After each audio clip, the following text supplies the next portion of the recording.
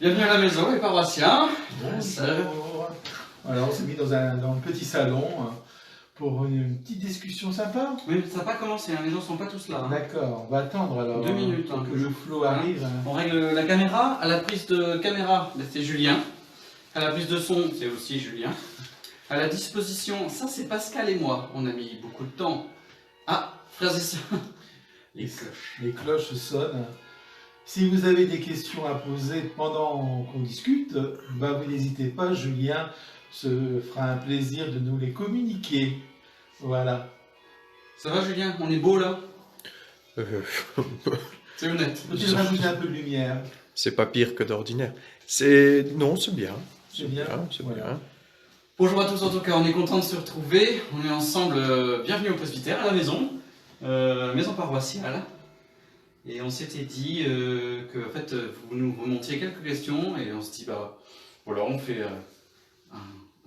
un thé, santé. Voilà. Puis c'est parce que vous nous manquez aussi beaucoup, et donc on se dit, voilà, c'est l'occasion de vous refaire un petit coucou entre deux. Ouais. Est-ce que je pose les questions au fur et à mesure qu'elles arrivent ou...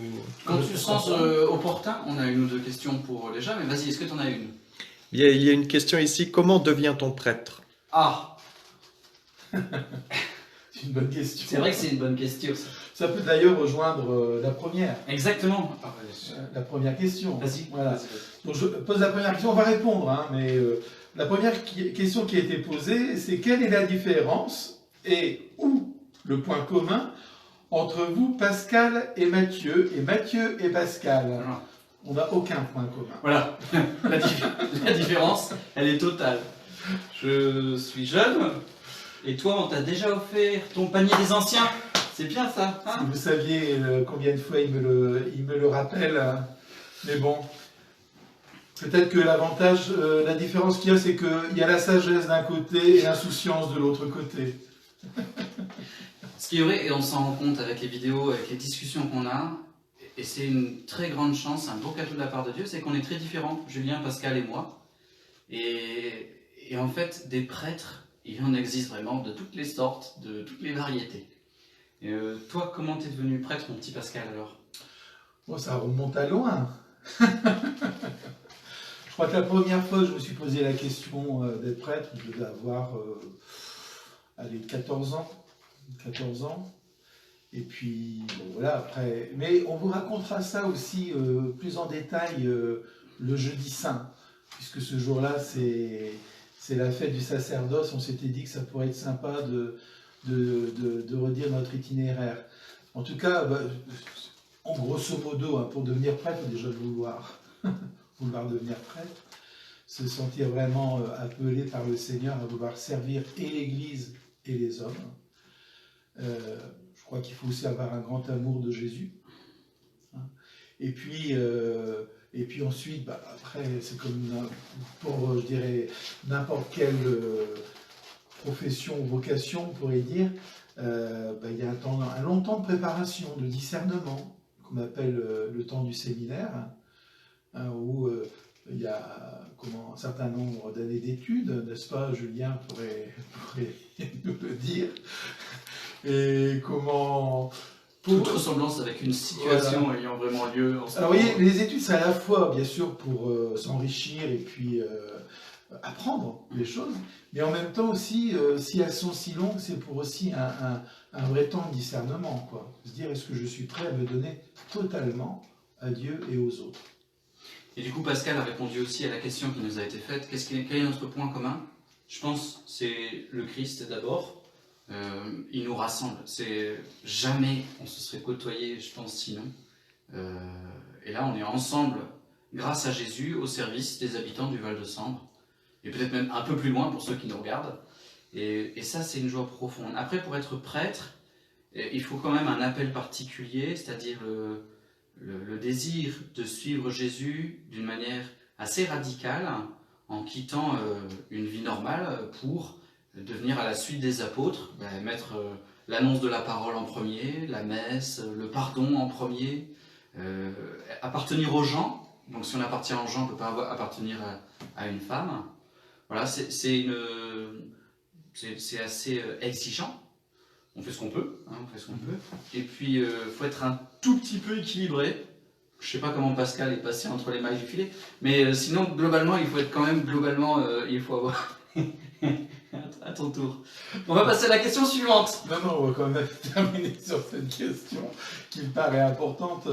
Je me dis, ce qui fait aussi, je pense que pour une paroisse, c'est une chance qu'on soit différent, justement, parce que ça nous permet de rejoindre des personnes différentes. Moi, j'accueille ça aussi comme une chance, parce que je pense que depuis maintenant un peu plus de 2 ans, on apprend à se découvrir, à se connaître. Et je veux dire, je pense qu'on s'apporte aussi des choses mutuellement. Moi, je me dis que je fais des choses aujourd'hui que j'aurais peut-être pas fait si j'avais pas connu Mathieu. Et je me dis que ça, c'est une chance. Voilà, c'est une chance. Et puis voilà, et puis on avance ensemble, puis on a vraiment le désir ensemble de vous servir et puis de servir le Seigneur. Ça, c'est vraiment une volonté. Bon, puis j'essaie de l'aider un peu à grandir en sagesse. Même si j'ai beaucoup de mal, surtout dans ce temps de confinement, si vous saviez. Il a l'air malheureux. Hein. Ouais, par rapport à l'équilibre, voilà, peut-être qu'il y en a qui se disent, et moi, pourquoi pas prêtre? En fait, personne n'est parfait. Il n'y a pas de prêtre parfait. En gros, il faut que ça aille. Voilà, c'est ça la règle. En gros, il faut être installé dans sa vie quand même, dans son cœur. Heureusement, parce que tu n'aurais eu aucune chance sinon. On est d'accord. Est-ce que tu as une autre question, Julien? Peut-être que tu pourrais nous faire un signe, je sais pas, genre du bout du doigt, tu nous fais ça ou... Comme ça, voilà, comme quand je prends le thé. Voilà, c'est ça. Une question qui concerne la Bible. Qu'est-ce que c'est que les lamentations dans la Bible et quand est-ce qu'on les récite? Alors, le livre des lamentations, c'est dans la suite du livre de Jérémie. Donc Jérémie est un prophète envoyé par Dieu à son peuple. Et voilà, le roi de Babylone est en train d'assiéger la ville. Et Jérémie dit, il faudrait faire ça, Dieu vous le demande, il faudrait faire ça, Dieu vous le demande. Et qu'est-ce qu'on fait quand Dieu nous demande quelque chose? On s'empresse de ne pas obéir à ce que Dieu nous demande. Donc, les habitants de Jérusalem et de Juda ont été déportés en Babylone. Et les lamentations, c'est un cri de désespoir dans l'espérance.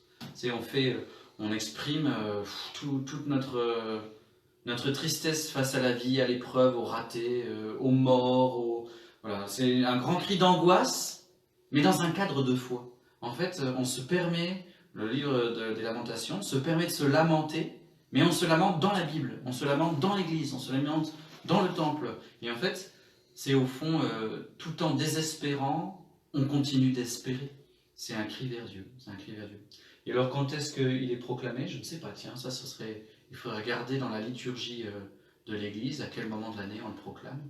Mais je ne serais pas étonné qu'il y ait à la Passion il y ait des moments. Il y a plusieurs passages qui sont proposés, par exemple, pour les célébrations de funérailles. Ah oui, bien joué. Je veux dire, parce que ça rejoint justement parfois le désespoir des gens. Et comme tu dis, il y a toujours au cœur du désespoir un cri d'espérance, quoi. Comme parce que pour dire, il faut toucher le fond pour rebondir, quoi. On a plusieurs fois ça dans la Bible, hein, en particulier à travers la prière des psaumes aussi, hein, de dire c'est parfois quand on a touché le fond qu'on rebondit. Vous voyez, ce qu'on vit en ce moment, hein, où on se dit les choses pas faciles qu'on vit. Moi, ce que j'entends depuis quelques jours à la télévision, c'est de se dire mais on ne pourra plus vivre comme avant. Comme si le fait de toucher le fond par ce moment difficile, ça nous renvoie à la manière dont on vit, aux choix qu'on fait, et se dire, mais est-ce qu'on ne fait pas n'importe quoi de notre vie pour en finir? Je me dis, le livre de Lamentation, il y a un peu de ça. Il y a un peu de ça. D'ailleurs, dans beaucoup de récits de la Bible. Alors, du coup, on passe à la question suivante. Voilà, donc là, c'est un gros morceau. Voilà, quelle est la position de l'Église par rapport aux expériences de mort imminente? Avec les progrès en médecine et surtout en réanimation, il y a de plus en plus de cas. La majorité des patients a raconté qu'ils ont ressenti un amour extrême. Alors, pour bien expliquer les expériences de mort imminente, c'est des personnes qui sont décrétées mortes ou eux ont l'impression d'être mortes, enfin il s'est passé quelque chose. Certains en fait se voient hors de leur corps, comme s'ils étaient l'âme qui sortait du corps, ils se voient hors de leur corps. Ensuite, ils entrent dans un espace de nuit, un tunnel noir, au bout, ils voient une lumière. Bon alors, à chaque fois, il y en a qui s'arrêtent. Hein. Il y en a qui voient leur corps, puis après qui rentrent. Il y en a qui rentrent dans le tunnel, puis après qui reviennent, qui rouvrent les yeux. Il y en a qui vont qui voient la lumière, qui reviennent. Donc à chaque fois, il y a des réanimations plus ou moins loin. Et il y en a donc qui arrivent jusqu'à la lumière. Et ils sentent en fait, cette lumière, la source de la lumière, c'est un être de lumière. Voilà, une immense bonté. Et certains disent, c'est Jésus. C'est Jésus. L'Église n'a pas forcément à se prononcer sur ce sujet, dans la mesure où ce sont des expériences privées, personnelles. Il est vrai que ça arrange bien notre affaire, puisque ça ressemble à ce que la théologie catholique chrétienne enseigne, c'est qu'à notre mort, nous allons vers Dieu, nous rejoignons le Christ. Et c'est le Christ qui nous accueille. La question est donc... qu'est-ce que ça change? Comment dire? C'est un témoignage, on pourrait dire, pour ces personnes, donnent le témoignage de leur expérience personnelle. Il ne faut pas en faire une preuve absolue de l'expérience de la foi, ou que c'est vraiment comme ça que ça se passe, mais c'est un beau signe pour nous, un encouragement. Alors, notre question, c'est: avez-vous déjà rencontré des personnes ayant rencontré Jésus ou vécu des songes? Je pense que tu en as rencontré, toi. Ah oui, effectivement. Mais c'était il n'y a pas longtemps, c'était en juin dernier. Et à chaque fois qu'il y a quelque chose comme ça, je demande l'autorisation de le redire. Donc là, j'ai demandé l'autorisation. La personne, en fait, c'est une histoire un petit peu triste, mais très belle, à la fois très triste et très belle. Donc on accroche son petit cœur. C'est une petite fille qui s'appelle Candice. Elle avait 4 ans et demi, 5 ans, je pense. Elle avait une maladie grave, elle était sur le point de partir vers Dieu. Et donc on m'appelle pour aller à l'hôpital. Donc j'y retrouve donc la petite dans son lit qui est déjà presque dans le coma, enfin on ne sait pas trop. Et puis sa maman, sa tante et sa grand-mère. Et donc on commence par parler à Candice, à lui dire voilà, tu vas rencontrer Jésus, il ne faut pas que tu aies peur. C'est quelqu'un qui t'aime énormément, voilà. Et puis on va prier maintenant. Et 2 fois, elle a fait oui de la tête. C'est la tante ou la maman, je ne sais plus, qui m'a fait remarquer. Et bon voilà, quelques heures ou quelques jours après, la petite Candice est morte. C'est une sacrée épreuve pour la famille. Je suis allé les visiter quelques temps plus tard. Et la tante m'a expliqué que quelques jours après le décès de Candice, elle avait fait un rêve. Elle avait rêvé elle avait Candice dans les bras, à côté il y avait la maman de Candice, et donc elles marchaient toutes les trois donc, vers un lieu de lumière, et il y avait des femmes, des jeunes filles qui dansaient. Ils se sont rapprochés, apparemment c'était pas des jeunes filles, c'était des anges. Et puis il y a un homme très beau, barbu, qui a accueilli l'enfant, et à côté de cet homme barbu, il y avait une très belle femme. Et on pense que c'est... après, elle s'est réveillée, la tante. Et elle pense que c'est Jésus et la Vierge Marie qui ont accueilli Candice. Et pour cette famille, ça a été un signe fort du ciel. Et il y a cette phrase dans l'Ancien Testament, je ne sais plus exactement où c'est, mais mon père me la redisait souvent. Vos jeunes gens auront des visions et vos vieillards auront des songes. Et donc, ça fait partie de la vie de foi, dès l'Ancien Testament. Parfois, Dieu nous parle à travers des rêves. Alors, c'est à prendre avec prudence, parce que si à chaque fois qu'on rêve, on se dit, tiens, c'est Dieu qui me parle, peut-être pas. Il y a des fois, c'est un peu bizarre ce qu'on rêve. C'est le corps simplement qui somatise. Mais il y a des fois, peut-être quand même que c'est Dieu qui nous parle à travers les rêves. C'est pas le seul rêve qu'on m'a raconté. Il y en a d'autres. Ce qu'il faut, c'est interpréter les signes de Dieu. Tout n'est pas un signe. Tu es né un 30 décembre, oh c'est génial, moi je suis né un 12 avril, c'est un signe. Non, il n'y a pas de signe, il sait rien, voilà. Mais des fois, il y a des choses qui se passent dans nos vies, des petits messages du bon Dieu, puis il faut les décoder. Voilà. Je sais pas, ça te semble logique ce que je te raconte? Oui. Je me dis pourquoi pas. De toute façon, je me dis Dieu, il prend les moyens qu'il veut pour venir toucher notre cœur. Après, comme tu dis, il faut faire attention à la manière dont on interprète les choses. Mais pourquoi mettre des limites à ce que Dieu a envie de faire avec nous? Il n'y a pas de raison. Ce qui est toujours intéressant, c'est peut-être d'en parler quand on a quelque chose comme ça à quelqu'un de confiance, pour qu'il puisse nous aider aussi à à savoir déchiffrer un peu les choses, quoi. Hein. Ça, je pense que c'est important aussi. Voilà. Julien, je pense que tu as noté une question. Oui, ce qui fait d'ailleurs que la caméra bouge et ce qui fait râler Madame Klinchbiel, mais enfin bon. Une question d'un membre de l'équipe funérailles qui voudrait savoir qu'est-ce qu'on peut faire pour tous les paroissiens qui meurent pendant ce temps de confinement. Alors, je ne comprends pas trop la question. Qu'est-ce qu'on peut faire pour ceux qui meurent? On prie pour eux. Alors, actuellement, ce qu'on fait, bon, déjà, je veux dire, malheureusement, on a fait quelques célébrations de funérailles avec vraiment c'est intime. Je veux dire, pour les familles, c'est extrêmement dur parce qu'il ne peut pas y avoir plus de 20 personnes dans l'église. Donc, vous imaginez. Nous, ce qu'on leur a promis, en tout cas, c'est de dire que quand tout ça sera terminé, on fera une grande célébration, probablement un dimanche, où on les invitera à venir à cette messe en amenant la photo du défunt et en invitant tous les gens qui auraient pu venir rendre un dernier hommage au défunt. On fera une grande messe d'action de grâce, on va dire, pour l'entrée dans le ciel de toutes ces personnes. Et voilà, pour marquer le coup un peu auprès de ces familles. Et on le fera, je pense, un dimanche pour que toute la communauté chrétienne soit là pour les accompagner, les porter dans la prière.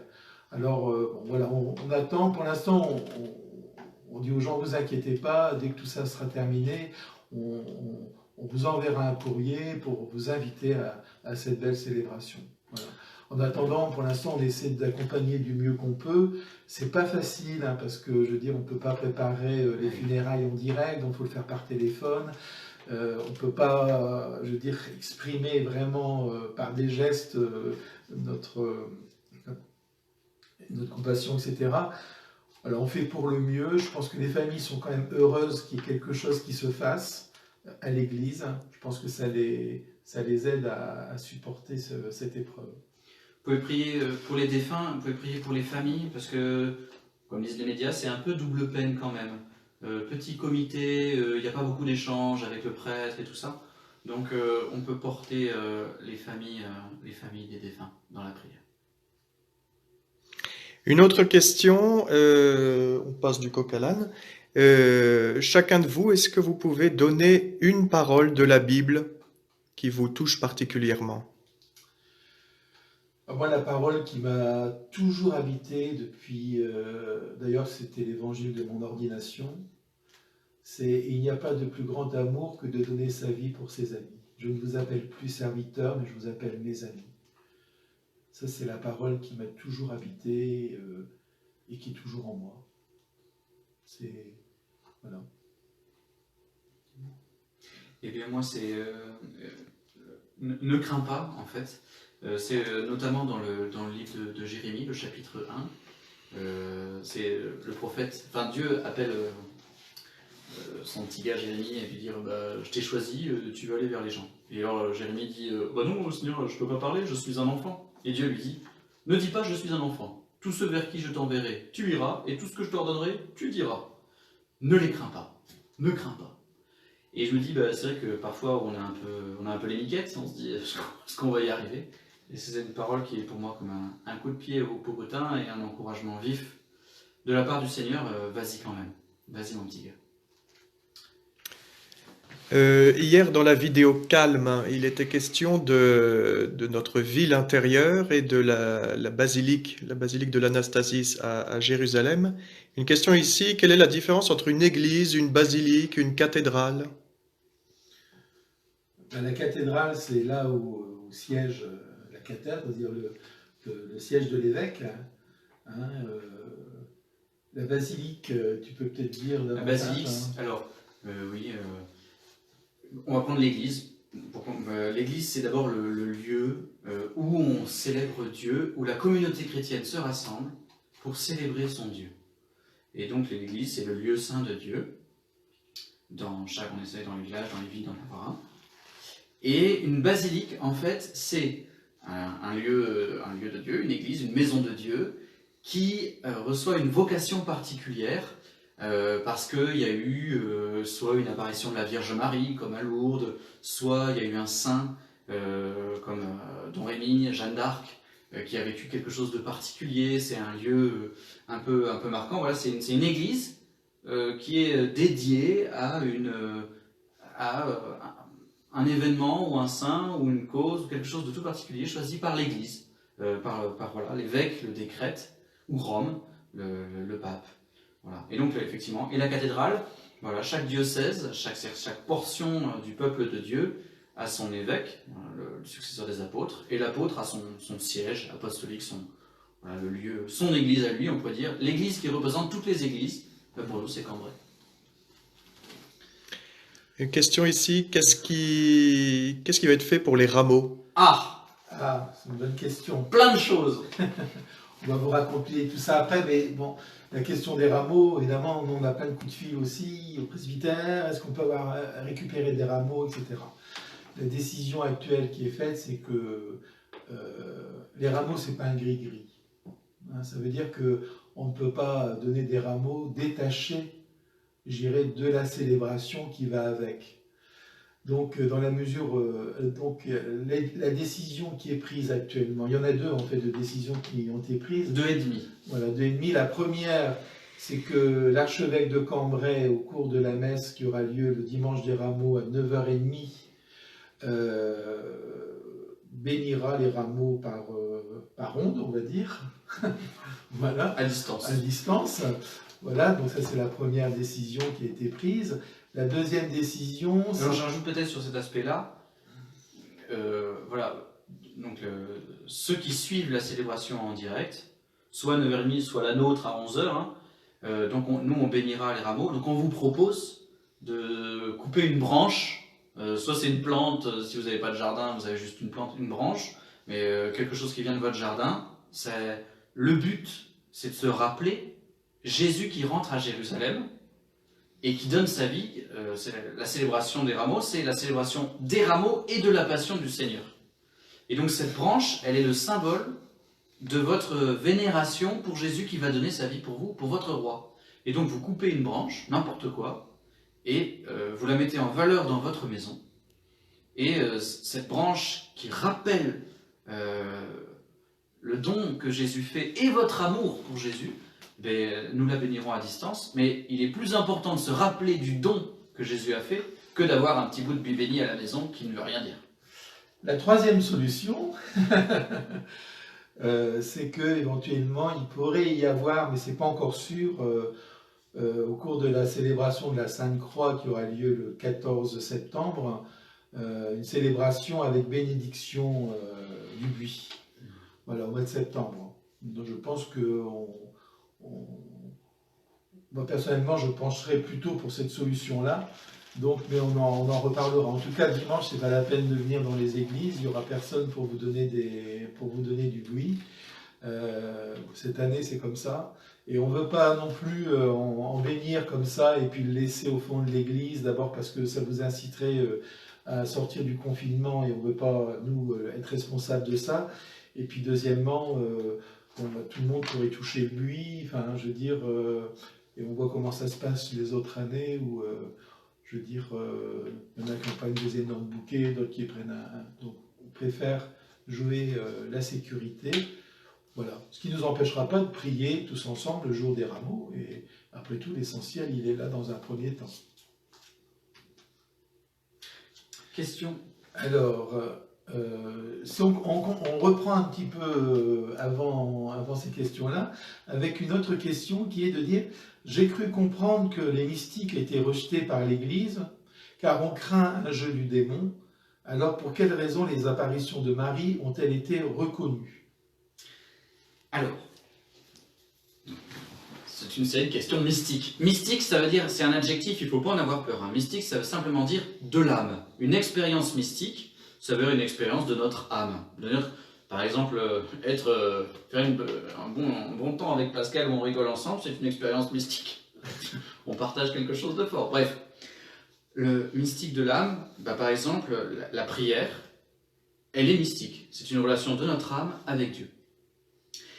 L'Église, elle est à la fois, elle nous encourage à fond et en même temps, elle est prudente. Parce que le but, c'est quand même que nos âmes soient toutes en relation avec Dieu, qu'on soit complètement connectés.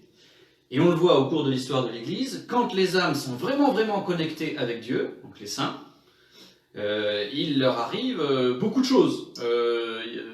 Ils ont des visions, ils ont des apparitions, ils font des miracles. Il y a certains saints qui sont à 2 endroits en même temps. Par exemple, le Padre Pio pouvait être dans sa chapelle, voilà, tout en même temps en apparaissant à quelqu'un à l'autre bout de la terre. Donc c'est un truc un petit peu originaux. Et l'Église, elle est toujours très prudente avec ces machins-là, avec ces expériences, parce que le problème est le suivant. Le but, c'est d'être en relation avec Jésus. Le but, c'est d'aimer notre Dieu. Le but, c'est d'aimer les frères et sœurs. Et donc, les gens qui sont subjugués par les affaires mystiques, les miracles et tout ça, sont tellement subjugués par les miracles qu'ils en oublient Dieu lui-même. Le but n'est pas le miracle, le but c'est Jésus. Et donc, même Jésus, on voit dans l'évangile, quand il fait un miracle, il dit à la personne, surtout tu le dis à personne. Parce qu'il ne veut pas qu'on soit dans la recherche du miracle pour le miracle, ça n'a aucun intérêt. Mais il est vrai qu'il y a des expériences mystiques, des miracles, et ça peut toucher les gens. Et donc, à Lourdes, nous croyons vraiment que la Vierge Marie est apparue à Sainte Bernadette, parce que, notamment, elle ne pouvait pas savoir, elle ne connaissait pas le mot de Immaculée Conception. La Vierge Marie lui a dit, et elle était voir le prêtre, et donc tout le chemin, elle a dit « Je suis l'Immaculée Conception, je suis l'Immaculée Conception ». Elle le répétait pour ne pas oublier le terme. Elle le dit au prêtre « Voilà, la dame, elle m'a dit « Je suis l'Immaculée Conception ». Alors le prêtre, la raboue, la renvoie, mais une fois qu'elle est sortie, le prêtre se fond en larmes, parce qu'elle ne pouvait pas l'inventer. Et donc, c'est le job du prêtre, d'être le méchant, pour dire voilà, recherche pas ça, mais recherche Dieu. Donc on est toujours à la fois prudent, et en même temps, on accueille. Donc Pascal l'a dit tout à l'heure, quand on a une expérience mystique, merveille, c'est super. Il ne faut pas en faire trop un fromage, mais c'est une belle chose, et donc c'est un beau cadeau de Dieu qui nous aide à croire. Parfois il faut en parler aux autres, parfois c'est juste entre Dieu et moi. Et pour discerner, c'est bien de se faire aider.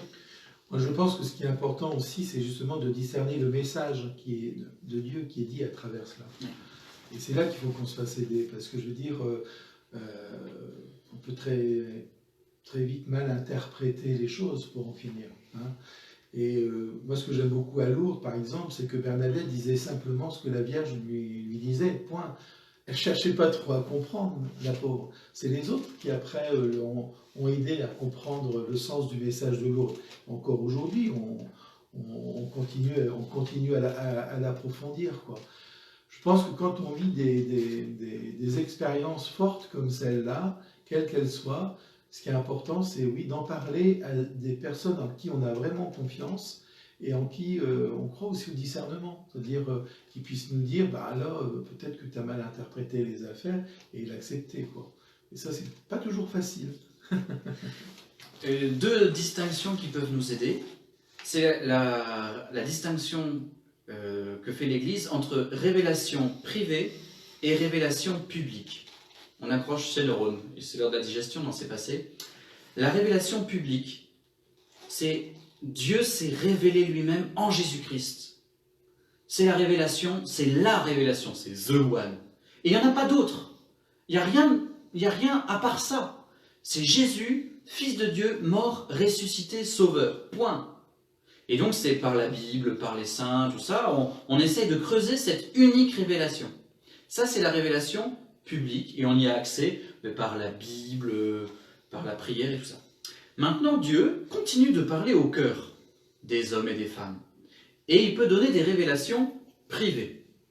Ces révélations privées, elles sont moins importantes que la révélation de Jésus. Et par exemple, pour être catholique, vous n'êtes pas obligé de croire dans les apparitions de Lourdes. L'Église dit c'est authentique, mais l'Église ne dit pas pour être catholique, vous devez croire dans les apparitions de Lourdes. C'est facultatif. Parce que pour être catholique, il faut croire en Jésus-Christ mort et ressuscité. Mais les apparitions de Lourdes, c'est beau, mais c'est secondaire. Et donc, les gens qui sont très attachés à tel ou tel mystique, pourquoi pas? Mais la Bible est plus importante. Et donc, il faut faire la part des choses et mettre de l'ordre dans notre vie. Qu'est-ce qui est plus important pour nous? Même si parfois on entre dans la foi par un mystique ou par une expérience forte, il y a un moment, il faut aller plus loin, il faut aller à Jésus-Christ mort et ressuscité, qu'on célèbre le dimanche à la messe. Je dirais tout simplement. Ça, c'est la première distinction. La deuxième distinction, c'est que Sainte Thérèse d'Avila, qui avait des extases mystiques, elle tombait en extase, on pouvait la piquer, elle n'avait plus rien. C'est pas pour ses extases qu'elle a été déclarée sainte, c'est pour sa charité envers ses sœurs de communauté. C'est l'amour des frères et sœurs qui est le signe de notre sainteté. On peut être un vieux pourri de pécheur et avoir des extases, mais on sera canonisé parce qu'on a aimé nos frères et sœurs. Et pour les aimer, il faut les respecter.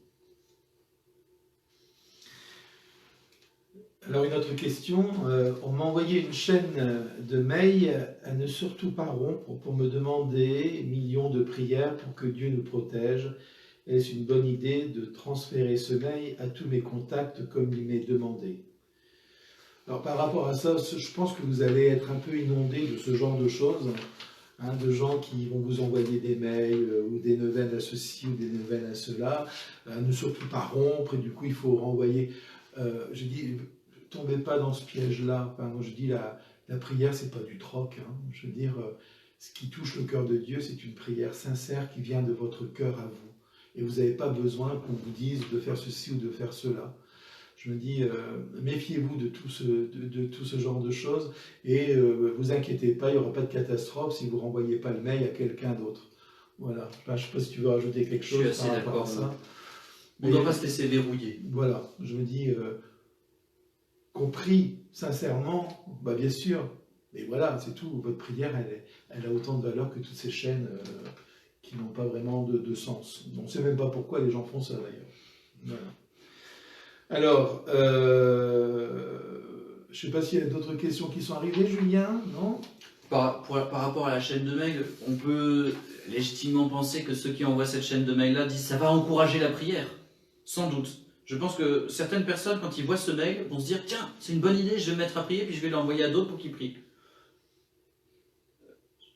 L'inverse est vrai aussi, ce mail-là va faire fuir d'autres personnes et va faire dire vraiment les croyants sont toc toc. Mais, je veux dire, si des gens se sont mis à prier grâce à cette chaîne de mail, tant mieux, tant mieux. On ne veut pas condamner non plus ceux qui se lancent là-dedans. Mais il y a un côté un peu marchand de glace, bon, c'est très bien les marchands de glace, un peu marchandage qui effectivement... Oui, va se laisser piéger. Voilà, c'est ça. Va se laisser piéger. C'est pas un mal en soi, mais... Voilà. Alors, on va vous donner le programme de la semaine prochaine. Un programme de folie, frères et sœurs. Ça va être tellement bien. La plus belle semaine sainte de votre vie. Voilà. Donc, vous n'allez pas avoir beaucoup de temps à vous, je vous préviens. Hein. Jésus d'abord. Alors, j'y vais, pour chaque jour. Hein. D'accord? Alors, on commence bien sûr par le dimanche des Rameaux, qui ouvre la semaine sainte. Et on vous propose dès 9h les laudes. Voilà. Certains... Je ne veux pas balancer Isabelle, ne seront peut-être pas levés. Voilà. Et puis, il y aura la messe des Rameaux et de la Passion du Seigneur à 11h, grand-messe. On pense qu'Isabelle sera debout à cette heure-là. Et les vêpres à 18h30 pour clôturer notre journée. Là, Pascal ne sera pas encore couché. Ça voilà. va aller. Lundi. Alors, tous les jours de la semaine sainte, on va vous proposer les laudes à 9h. Pour démarrer vraiment la journée dans la prière. Voilà, on va essayer de faire de cette semaine-là un peu une petite semaine de retraite. Voilà. Je crois que ça peut être sympa à vivre tous ensemble, en communauté. Ça c'est vraiment génial. Donc il y aura tous les jours, il y aura donc lundi la messe, les laudes à 9h, la messe à 11h, et puis le soir à 18h30, on va vous proposer une célébration pénitentielle. Alors vous allez dire, bah oui, mais on ne peut pas se confesser. Et encore. Voilà. Alors, sachez que, exceptionnellement, dans ce genre de célébration, vous pouvez vraiment demander à Dieu pardon pour vos péchés. En disant à Dieu, voilà, je te demande pardon, je veux que tu me pardonnes pour que je vive cette semaine sainte le mieux possible. Le cœur purifié. Voilà. Mais je te promets que dès que je pourrai, j'irai rencontrer un prêtre. pour recevoir, voilà. Et en parlant avec Bertrand Estienne qui est responsable de la sacramentelle, il dit, si ce soir-là, vous demandez vraiment pardon à Dieu de tout votre cœur, de toute votre force, le pardon vous sera accordé au moment, ce soir-là. Bien sûr, avec la promesse d'aller rencontrer un prêtre dès que ce sera possible ensuite. Voilà, parce que Dieu n'est pas idiot. Quand on ne peut pas le faire, eh bien on ne peut pas le faire. Et lui, il a quand même envie de nous donner la grâce. C'est la même chose pour la communion de désir. Quand on n'est pas sur le lieu et qu'on ne pouvait pas être à la messe, et Dieu ne va pas nous priver d'une grâce dont on a besoin. Donc il suffit de demander à ce moment-là la grâce à Dieu et on l'obtient. Voilà.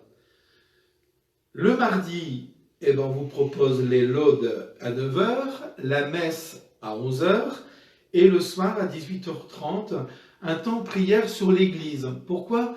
Parce que normalement le mardi saint, c'est le jour où on fait la messe chrismale, où tous les prêtres du diocèse, les diacres, se retrouvent autour de l'évêque pour bénir les huiles saintes et puis aussi pour renouveler nos promesses. Et donc c'est un bon moment d'église. Donc cette année on ne pourra pas aller à la messe chrismale malheureusement, mais on pourra vivre ensemble quand même. C'est un beau temps de prière en priant pour notre église. Voilà. Le mercredi, on vous propose donc l'aude à 9 h, la messe à 11 h, question pour un curton à 15 h. Oui, parce que c'est pas parce que c'est la semaine sainte Voilà. que vous n'avez pas de questions dans vos petits cœurs. Voilà. Et le soir, eh bien, on aura une petite veillée de prière autour des Écritures, autour de la parole de Dieu. Parce que c'est dans les Écritures qu'on retrouve les textes qui nous parlent de tout ce qu'on est en train de vivre à la Passion. Voilà. On s'était dit pourquoi pas. Et puis donc ensuite, à partir du jeudi, commence le Triduum pascal, avec le jeudi saint, l'institution du sacerdoce et de l'Eucharistie. Donc on vous proposera à 9 h les laudes. Alors attention, là il y a un petit changement au niveau des horaires. Attention, vous allez être tout perdu. Vous allez avoir tout ça écrit sur Facebook et sur... Voilà. Il y aura donc l'aude à 9 h, et puis la messe en mémoire de la scène du Seigneur à 18h30, et ensuite qui sera suivie d'un temps d'adoration jusque 22 h pour ceux qui le veulent. Alors voilà, le temps d'adoration, on peut adorer 1 heure, partir, revenir, enfin après chacun fait ce qu'il veut, mais vous saurez que jusque 22 h, il y aura possibilité d'un temps d'adoration. Voilà. Donc le vendredi saint, eh bien, il y aura les laudes à 9 h, le chemin de croix traditionnel à 15 h, et puis la célébration de la Passion du Seigneur à 18h30. Le samedi saint, c'est le moment de l'attente, donc il y aura les laudes à 9 h, le chapelet à 15 h, et la veillée pascale à 20 h. Voilà, on va essayer de vous faire vivre la veillée pascale d'une manière un peu originale. Vous verrez, hein, voilà. Et puis enfin, bien sûr, le dimanche de la résurrection avec les laudes à 9 h, la messe du jour de Pâques à 11 h et les vêpres à 18h30. Alors tout ça, ça sera bien sûr mis sur le site de la paroisse, sur la page Facebook, de telle manière que vous puissiez bien retenir cette semaine un peu particulière. Voilà les frères et sœurs, si vous n'avez pas de questions, je pense qu'on va faire un grand coucou et on prie pour vous tous les jours, on vous garde dans notre cœur. Voilà, et on prie aussi pour vraiment tous ceux qui ont du mal à vivre ce temps de confinement, hein. On pense en particulier aux personnes qui sont seules chez elles, quoi, pour qui c'est quand même un moment d'épreuve. Ouais. Voilà. Et puis, on vous dit à tout à l'heure pour la messe de 18h30. Merci à notre caméraman qui a des crampes dans les doigts et qui est en train de se sacrifier pour vous. À bientôt. Au revoir. Tu mets la petite feuille, hein. C'est du direct.